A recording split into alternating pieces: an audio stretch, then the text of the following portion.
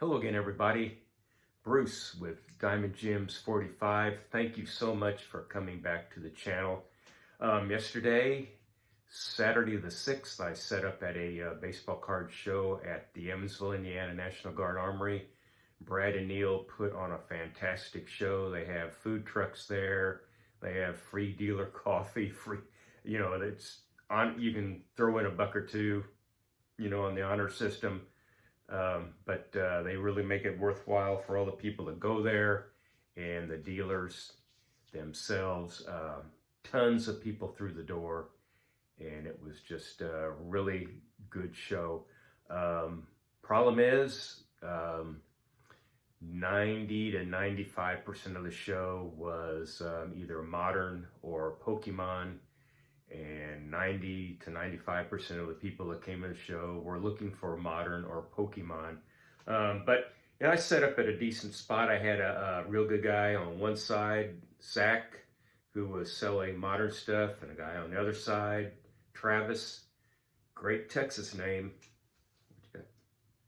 Right there. Son of a Texan here. Great Texas name. He was on the other side of me selling Pokemon. So anyway, I was selling vintage primarily. Let's see, Hicks Sports Cards was there selling vintage, and there was a smattering of vintage here and there. But I did good enough, did well enough, good enough, well enough. Not an English teacher. I did well enough to come back and try it again sometime, especially Neil and Brad when they put on the two-day show in Newburgh at the American Legion.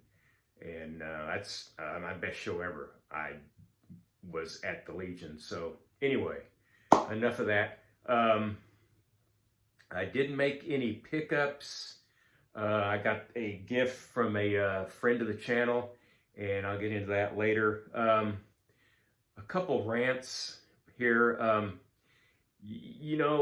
If you want to display 10 Ryan Sandberg cards that are PSA graded 1, 2, 3, 4, 5, 6, 7, 8, 9, 10, I'm sure there's a shelf at your home that you could proudly display them on. It's cool. Honestly, it was cool.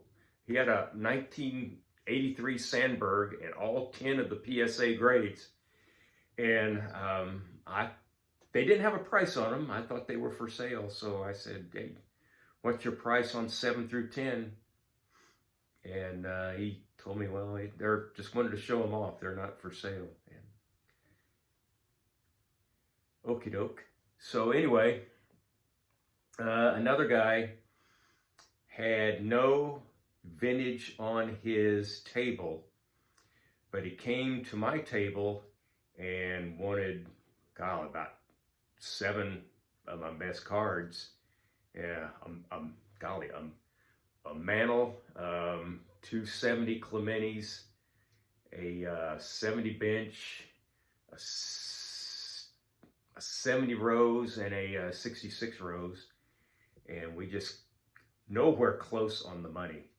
And he had, like I said, he had no vintage cards on his table that I saw that he was selling. And it's not my job to get you started at a price to where you can have some room when you want to sell them. It's my job to sell mine at a price that I'm happy with, not to get you started in the vintage card business. So anyway, I got the rants out of the way. Saw Craig Halbig, haven't seen him since the National, when we were eating pizza on the grassy knoll at Embassy Suites. Every time I think of the grassy knoll, I'm at a certain age where I think about something else, other than this grassy knoll in Chicago. But anyway, saw Craig Halbig, talked with him for a while. Pine Tar baseball cards came by my table, 2 or 3 times, showing some stuff he bought. And like I said, I didn't make any pickups because it was, nice stuff that were 5s and 6s that would have looked nice in my PC, but I didn't want to really put, I don't know, maybe I'm too much of a Mr. Mint devotee, and I just need more quantity and not so much quality right now. But anyway, I just didn't see anything that just caught my eye that, you know, I could use further on down the line in inventory and, you know, that type of thing. But anyway, had a great time. I got out of my car. I'm 70 years old. I got out of my car at 7 a.m. and set up and was there at the show. And I realized at about 2:30 that afternoon, I have not yet sat down. So I said to myself, you know what? I can do another hour and a half without sitting down. So I stood, I was either standing or walking the entire day, and until I got in my car, you know, right after 4 o'clock after the show ended.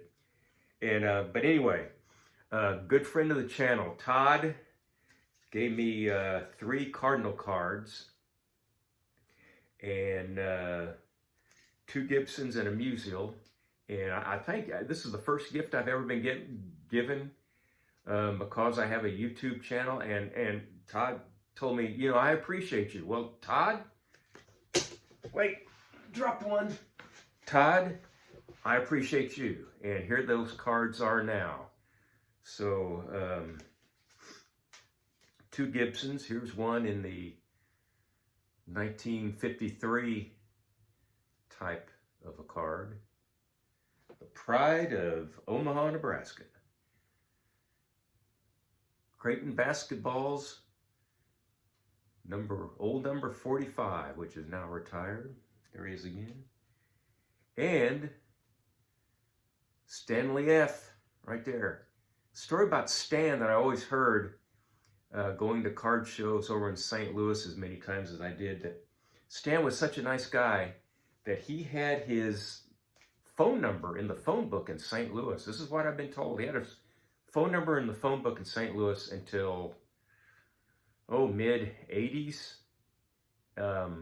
Some guy from, I believe it was Canada, knocked on his door supposedly at 1 o'clock in the morning, and Stan's wife answers the door, and Stan is out there later signing stuff for the guy. And after that, that's supposedly when his phone number was taken out of the phone book. So at least that's the story I've been told.